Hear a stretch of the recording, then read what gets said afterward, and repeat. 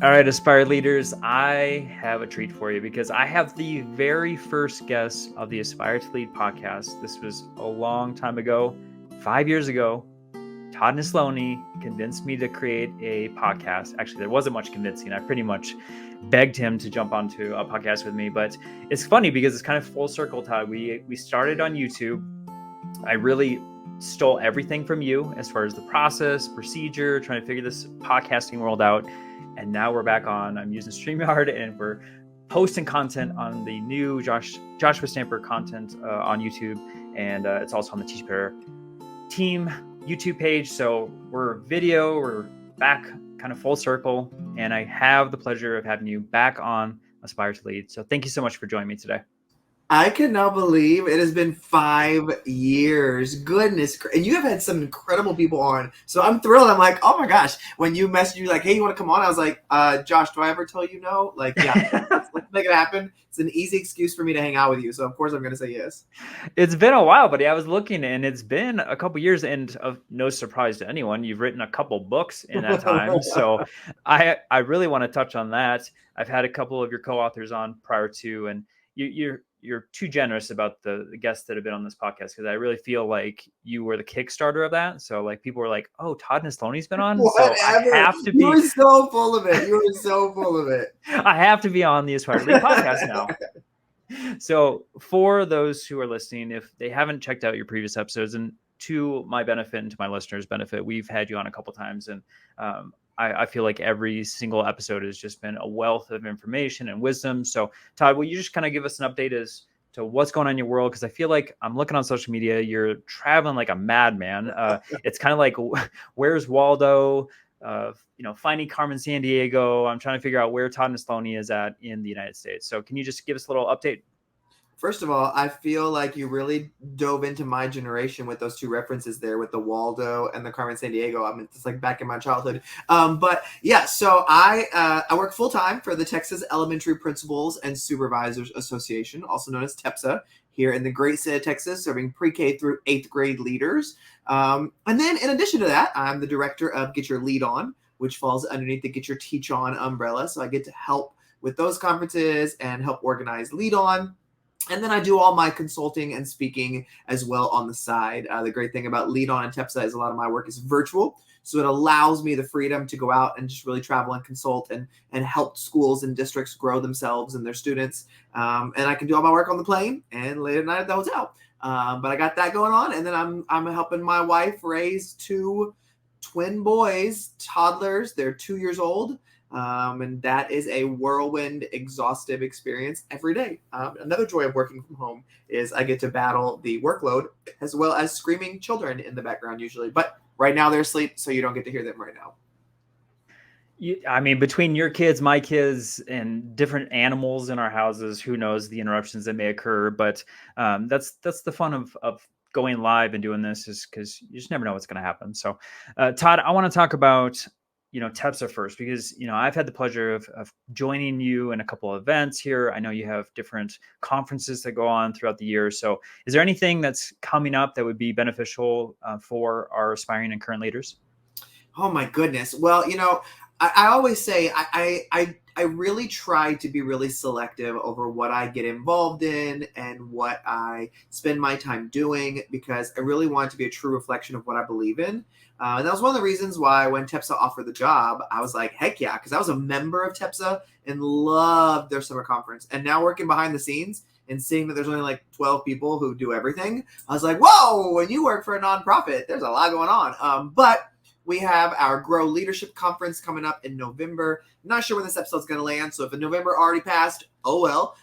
You can check it out next time. But we also have our summer conference coming up in June. That is literally one of my top 3 favorite conferences ever that I'm a part of. And so I'm so proud to be kind of helping organize some of that now, just because it's always been one that I loved. But yeah, it's a blast, and it's at the Kalahari Resort, which is in Round Rock and has the largest indoor water park in the United States. So definitely a great getaway and some great learning. So we also offer lots of online stuff too, which is for members and non-members. So we've got a lot of stuff that we really try to reach people where they are. Well, I've been a member of that community for quite some time, and I can tell you that the multitude of resources that are out there is phenomenal. And I know, Todd, that typically folks think of that as just for elementary administrators, but that's not the case. It's also for secondary, if I'm not mistaken. Yeah, and I'm so glad you said that because that's one of the biggest things we try to get across. Because yes, elementary's in the name of our association, but we are a pre-K through 8th grade association, so we do serve all the way up to middle school and junior high. And the S in TEPSA actually stands for supervisors. So we have a lot of members who are superintendents, assistant superintendents, anybody and everybody. Because for me, I love the stuff that we offer for growth and all that, but I always tell people, no matter what role you have in education, you should be involved in the association that fits your role. Whether that is your teacher association, your instructional aid association, your principal association, whatever it is, you need to be involved because almost every association comes with legal protections.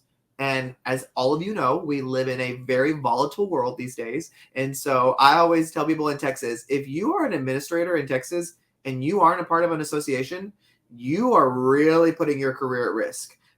Because for me, that was the main reason. I never needed the legal protections of TEPSA, but it was nice to know I had them just in case. Because I work with some people who are like, oh, well, my district has things like that. And I'm like, oh, that's awesome. Great. But what if your issues with your district? Then what are you going to do? Because then you're kind of screwed. So always recommend, yes, it is an investment, but all the good things that you want to be a part of are worth an investment. So Oh my goodness, yes. And I love that you said that because I think there's a lot of components that we just forget about because we're just in that rat race of things going on and we just assume, oh, our district will take care of us or these folks will. I have this community here, but there's so many things that you don't even realize you need until like I can think of several sessions at the conferences that you guys host that I was like, oh yeah, I probably should look into that. Wasn't even something that was on my radar. Todd, I know that we're going to pivot into your books, and I wanted to touch on one that is a little bit different than what you've written prior to. And I don't think there's any good segue here other than, reading it, it was just good for my heart. Like it was just a fun way to experience a book that wasn't in the educational space. And I think you're going to do a better job of explaining to the listeners as to what this was. I know you had multiple authors that you collaborated with. I think there was 4 other folks, and the book's in this season, Words for the Heart. And I just love the illustrations. I love the setup. It was just like this beautiful, emotional, and heart-wrenching, sometimes breathtaking a selection of like poetry and words that were written. And I just absolutely love this book. So I want you to talk about it, maybe just like the inspiration behind it, where it came from, and why you wanted to get a part of this project. Well, first of all, that means a ton. This book, like you said, was definitely something different. It's funny. After every book, I'm like, I'm done. Like that took everything out of me. I'm not writing again. And then it's like, oh wait, I do have some more in me that I want to write. But this one came from an idea of 2 things. One, I wanted a book that could be for anybody, not the word educator anywhere in it, but that could be that anybody could pick up and find value in. I didn't want any limiting elements. And when I was thinking about like, what could I put out there in the world? It was right at the beginning of COVID. And there was just so much going on in our world. So much negativity, hurt, worry.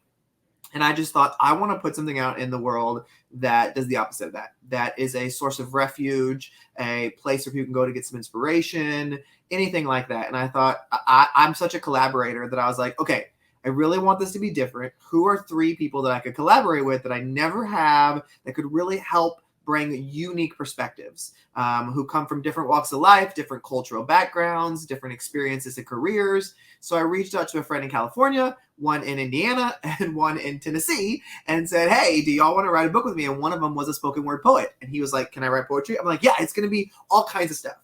And so I was like, I just want us to create something together, to just find words that means something to us and write to that word. So that way, when anybody opens the book, they don't have to read it from cover to cover. It's you open it and you find a word that speaks to you. And then one of us 4 have written to that word. Sometimes it's a story, sometimes it's poetry, sometimes it's something to think about. It's different for every word, but you don't know who wrote to what word, because we really wanted a collaborative experience. And as we were putting it together, I kept having these visual moments of I'm feeling something when I read some of these. I'm picturing things. I was like, how can I add an element in there that is a little bit different than what I've seen in other books? And I was attending a conference, and one of the organizers was showing me some work that he does with some graphic design. And I was like, oh my God, you're creating some really cool stuff that has a general feel of something I haven't really seen before that I'd love to dive in with. I was like, have you ever illustrated for anybody? He was like, no. And I said, great, then you're the perfect person for this. So I explained the book idea. He sent over some samples. We loved it. So every single chapter, every single word that is in the book comes with art alongside of it. So no matter if you're the kind of reader who you need some visual stimulation as you do that, or you just want to read the words, you've got something for every single chapter. No chapter will take you more than 2 or 3 minutes to read. So I kind of describe it as kind of like a devotional. It's just meant to pick up when you need some of that inspiration and hope. And it's been really cool for me to see some of the emotional reaction from people that's a little different than other things I've put out there, especially when it's not a book for educators. And that's been hard to get across. I mean, when all the books you've written have been for educators, it's hard for people to understand, like, wait, this isn't for teachers. And I'm like, well, teachers will get value out of it. Obviously, they're real people too. But this book can be for anybody. It's a great gift. It's a great thing for you, no matter what your role is. And so I love the book so much. Yeah. I love the part where you were talking about how quickly it is, because it is such a fast read. I plowed through it, and for me, I know it would probably be better to go like day by day and just like really soak it in. But I was just enthralled with the book, and so I just like powered through it all. And for myself, I know Todd, you're the same way. Like that visual aspect too is so powerful, and I just love the artist that you know got for the book, and how that theme was just kind of tied throughout the entire read. Yeah, it really came out to be something special that I'm super proud of. I do a terrible job marketing it online. So if you haven't heard of it, that's why. Because I'm really like, how do I market this? Like it's such a big thing to wrap your head around how different it is and how we tried to be special with it and really intentional. And so I don't do a very good job marketing, but I love talking about it. So Well, it's a powerful project, and for those, like Todd was saying, like for those who are looking for just a bit of inspiration each day, you know, it's a quick read. Maybe it's just something you pick up in the morning before you go to work, and go through a potentially a tough day in the world of administration and leadership. I think this book is for you, especially right now in this season, right? Of just getting out of the beginning of the excitement of the school year, and the honeymoon period is potentially over, and it's getting a little more difficult. This might be a good read for you just to pick up and get you through your day. well, and and the other idea behind us designing this was this could be an individual process that you read through the book, but we also, because we had all this intentionality behind it, we also have Yep. this idea this is be a great book for anybody to read with their group, with their association, with their grade level, with their campus, with their business, whoever they are, that you could be like, hey, let's read this book together. Because no matter what walk you're on in life, you're going to get something. That's why it's called In This Season, because we talk about how every season of life matters. And so we separate the book into the 4 seasons of life. And so it's that idea of this is like sometimes you pick books to read together with your team, and not everybody's like wanting to get value out of that area that you're trying to grow them in. Whereas in this one's a great one to say, hey, let's just read this, show up tomorrow, let's talk about it. What'd you get out of here? What are you feeling? Because sometimes we miss that deep human connection by focusing so much on the professional connections. Such a good point. I think that would be a really powerful book study. Not because, like you said, it's not like we're focusing on one thing. It's not like, hey, let's learn about standards-based grading, and sometimes the conversation may not be rich, although grading sometimes gets the best of all of us. So I think I've had some really intense conversations on that topic. So that might not be a good example, but um, as far as just connecting with human beings and what's going on in their life, I think as a team that would strengthen that core more so, understanding what's kind of going on in the background and in their lives. So I love that idea of folks, Yeah. schools, building leaders, maybe using this as a resource to stem some conversation points to learn about each other. Exactly. And having an easy source of inspiration if you need something to send out to your team, we made it for you. Yep. All right, buddy. We have talked about you just powering through all these amazing resources. I had your co-author, Tyler Cook, on right when this book came out, Building Authenticity, a Blueprint for the Leader Inside of You.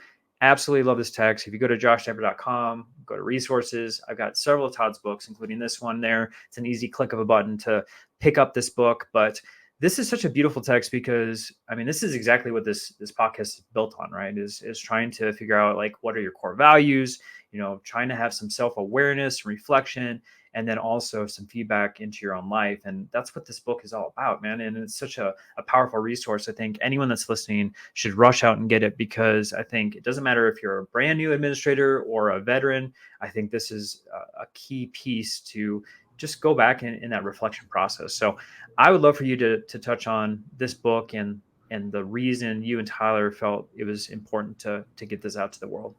Yeah, so this is my newest book.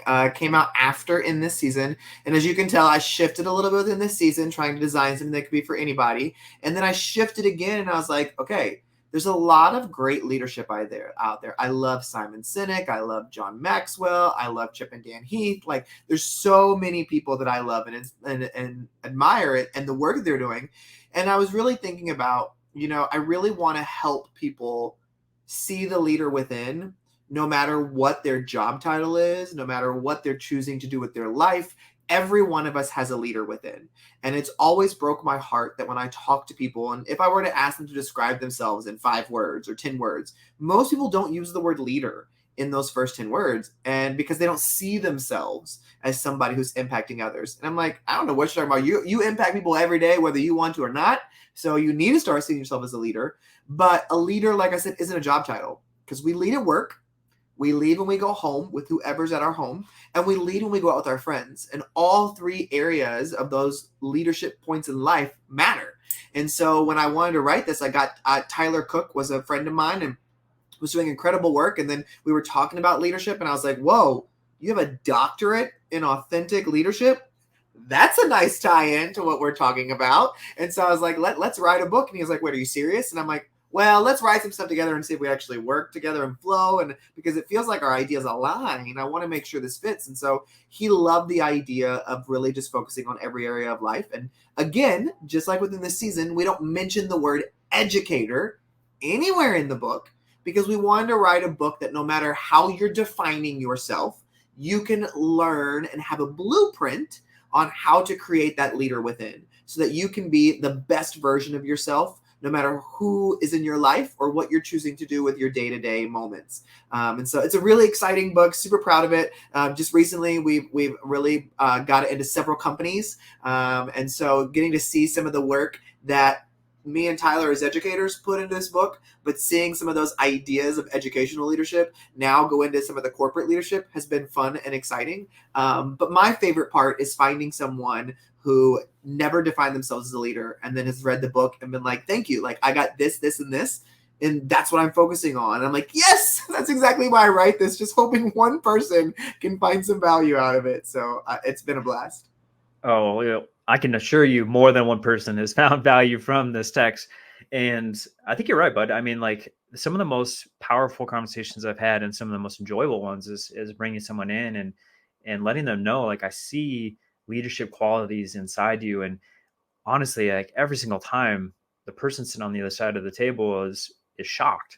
And that it's fun to, like, bring that to light in their life. But at the same time, it's kind of sad too, because that they don't see that inside themselves. So I'm so glad that you touched on this, not only in the book, but here in this conversation. Well, thanks. I appreciate that. And it's been a blast getting to share about it. So I love seeing the feedback, and I love that I'm getting to branch out into outside of education just to kind of hopefully inspire people regardless. And so just to see that feedback has been fun. Awesome. Well, Todd, you had touched on another resource, another event with Get Your Lead On. And I would love for you to share about that, because, with this podcast, I want to really highlight as much as possible for folks, because, administration is hard. It's a hard role. Sometimes you feel like you're on an island. You're doing this by yourself and you don't have a lot of support. And so I want to make sure that people are connected in different ways and in different communities, so that they feel like they have someone to turn to in a time of need. So will you just share a little bit about that organization and what folks can get out of Get Your Lead On? Yeah, so Get Your Teach On was born of the idea that conferences could be done differently, that they could feel different, And after attending one, I fell in love with it, was friends with the organizers, and my buddy Adam DeVico and I pitched the idea of what about a leadership one? Because we were like, there's a lot of really great leadership conferences out there. I could list them off the top of my hand.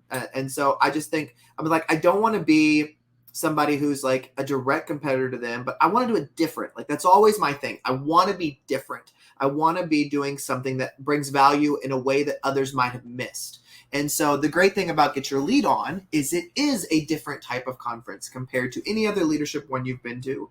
It's very high energy. There's music. There's balloons. There's decorations. There's lights. Like it is a party, but it has the meat as well.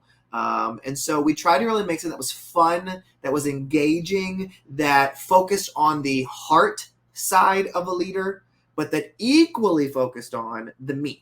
And what can you walk away with? What can you take from that? And so we've been able to watch it grow. I think our summer conference had a little over 1,100 leaders from around the world at it. So it was pretty exciting. It was very large, way more than I was anticipating, way above my goals. But that was great. I met my goal. But it's been exciting to kind of get to watch it grow and know that never have I ever defined it as better than another conference.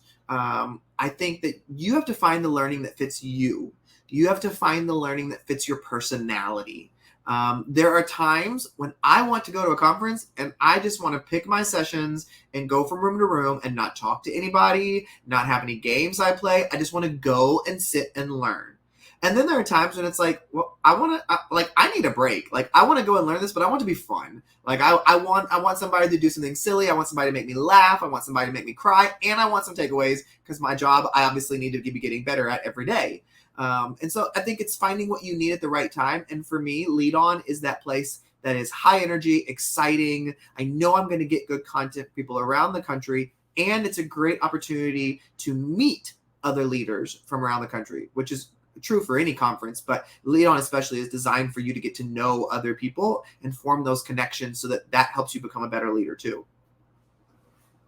All right, I want to touch on one last piece of content that you have available, and not to get away from Get Your Lead On, because I think that's a phenomenal event. And plus, if you haven't seen Todd Nesloney speak before, oh my goodness, powerful, tears. I have seen audiences just completely moved, and thankfully I've gotten to see Todd speak, well, more than I can count, and every time it is phenomenal. But buddy, I want to talk about your courses, because I know you have a couple for campus culture and classroom culture, phenomenal courses. I've had a chance to see the back end of those and go through it. It's such an amazing piece of content that, again, like you have the visual component, you have resources built inside of it, and then the videos too are fantastic. So will you just touch on like what folks can get from those two courses? Yeah, so a lot of the work that I do, whether it's blogging, podcasting, or speaking in person, obviously when you attend any kind of informational training or you listen to something or a webinar, you're very limited to what your brain could take in. It may be a lot of great ideas, but you think, I don't have the capacity for this right now. I only have the capacity for one or two. And then when the time comes 6 months down the road, you may think, oh my God, I've totally forgot. Like, what did they say? I know there were other good stuff. And so that was kind of the idea behind creating a course, was that people could sign up. I wanted it where they would get lifetime access, where I was in full control. So if they needed to contact somebody, they could contact me, where they could get learning directly from me. And so I was like, but I really want to focus on the culture aspect, this kind of evergreen idea of what are some things that I can share where no matter what year you sign up, there's going to be value there for you, where I can put over 100 ideas so that even the first time you watch it, that's why you have lifetime access. So you can go back and get more and more and more. You can watch it with your team. I designed one that was an administrative line and then a classroom line. And they're very, very similar except for one module in each of them. And that one module focuses more specifically on classroom, more specifically on campus. But otherwise, it's just over 100 ideas and me just sharing them. And then it's not just the videos. You'll get some PDFs. You'll get some links to documents, things like that I've already created for you, or that stuff you may need to share with the team that's already made for you. So I really try to not only have great ideas, but also eliminate a little bit of the workload for you as you go through the course. All right, bud. So toward the end of our conversation, I always like actionable items, right? Because it's one thing to like go through or maybe like go to a conference, read a book. I mean, we consume so much, but it's the taking action piece, right? And I would love for you just to share. I know you were a phenomenal administrator. I got to visit your campus multiple times, see you in action, even when a fire alarm was pulled in the middle of a meeting. I mean, I've seen it all. Yep. And you have always just been phenomenal. Like I've even witnessed you just in the cafeteria, just, doing duty there and like working with the kids, and it was phenomenal. But, if there's one thing that someone can do to enhance their leadership journey, is there something that you tried out, it worked beautifully, and it was something that you implemented, and you feel like every administrator should also do something similar? If I know you probably have like 1,000 examples of what I'm asking, but if you could just like maybe just share one or two, I think that'd be fantastic for our listeners. Yeah, I think the biggest thing for me, it comes down to if I want to be a leader that's worth following long term, I need to make sure the people I'm leading know that I'm not above them. Yes, I have a title that's going to require me to make some decisions that you may not like, but I'm going to serve alongside you and serve you. I think sometimes we get into leadership roles and it's so exciting to be in charge that we forget where we came from, and we lose sight of that idea of servant leadership. And so for me, I did morning car duty every single morning. I had a one lunch duty every single day. My whole admin team did. And I did afternoon car duty every single afternoon. Unless, of course, there was an emergency meeting or something like that. But that was just the start of what I wanted to be. I wanted to be the face that was there present, that was there serving, that didn't expect my team to do something I wasn't going to do as well, which then, of course, led to me making sure that when I see staff members and I'm building those relationships and it's a rough day for someone, I should have the ability to walk into their room and go, you know what? Go take a 30-minute break. Go do what you need to do. Run over to Sonic, to Starbucks, whatever. I got your class. Like, and then, well, I don't have this organized. It doesn't matter. I've been a teacher. I should know what I'm doing. I've got your class. It doesn't matter what grade. I can do something with your class for 30 minutes. But I want you to just go take a break. I just want you to go breathe, whatever. And that was really important to me, to make sure that I had those relationships built enough that I could know when those difficult days were. I was in the classrooms as much as I could be. I wasn't stuck in my office all day long, every day. And on the other hand, I know that some administrators, we do find ourselves in the office a lot because we're dealing with students or parents or teachers. I get that. But you need to be intentional about the time. My principal that I worked under when I was a teacher is the reason why I started this, because I remember every single morning she would stop by my room and say, "How's it going? Need anything?" And I never needed anything. And it's so funny that, to me, I can still remember that she stopped by every single morning. And did I need that? No. But did I really appreciate that from the leader of my campus? Yes. I really like knowing if I do have something that comes up, I know she's going to walk by so I can talk to her and get it out then. And so even though for me, that first thing in the morning didn't work for my leadership style, I had it on my calendar every single day, a certain time of day that did work better for me and my personality. And so having it on my calendar helped send me the reminder. Also let my secretary, who had access to my calendar, know that, Todd, you're not supposed to be in your office right now. You're supposed to be over here, saying hi to people. And so having those kind of things in place fit my personality and allowed me to serve my people. Did I always do it the best way I could have? No. But I think you have to give yourself grace and understand that you're going to look back on days and go, that day was a complete failure. Or I really let people down when I didn't show up for this. Or I sucked at this for a week. I need to get myself back in track because I've let other things take over. And I could spend all day long talking about all the things I did wrong. But for me, it's looking about, how am I continually working on getting better? Because what I try to tell leaders now is great intentions do not lead to success. So we need to stop this idea of, well, I had great intentions. Yeah, that doesn't mean anything. Great intentions don't lead to success. It's about what are you doing to make things better and to learn from your mistakes, apologize when necessary, and keep moving forward. Love it.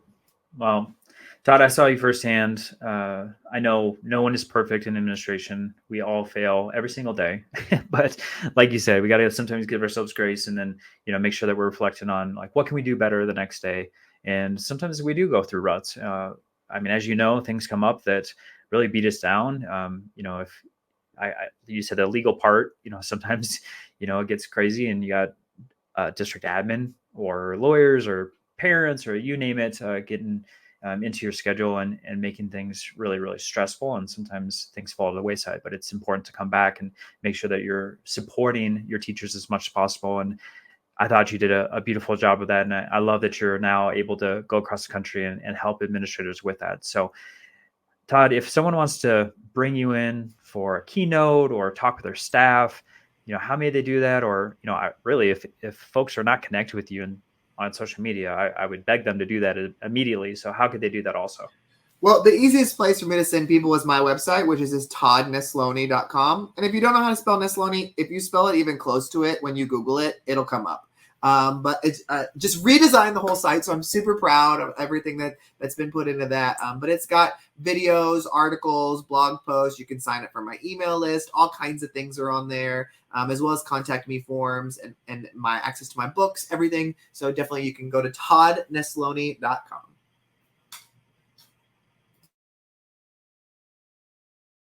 Well, if you're watching on YouTube, I paused because I was trying to create a banner for this, since we're on YouTube. So let me see if I can get this up here. Like that, right? There you go. Bravo. All right. So I need to be faster in my typing skills, but toddnesloney.com. It's on the YouTube page here.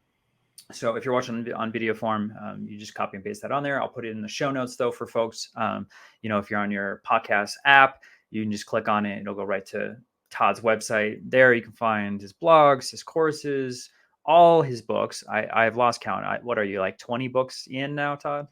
6 plus a children's book. That's it. And I really am done for a while right now. I'm still trying to recover. So Oh, I totally understand that. I was still recovering from my first book, so I don't know how you do 6. it.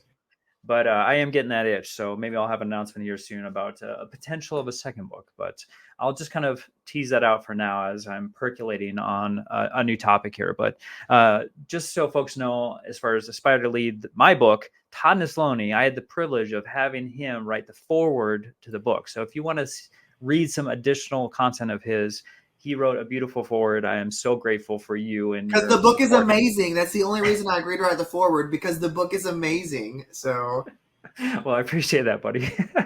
But the only reason I am here on YouTube and on podcast applications is because of the man that I'm speaking to now. You are an amazing administrator, leader, person.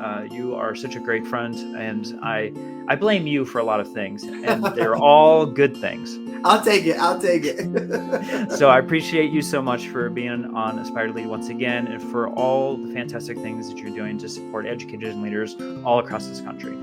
Thank you, Josh. I appreciate all what you're doing as well.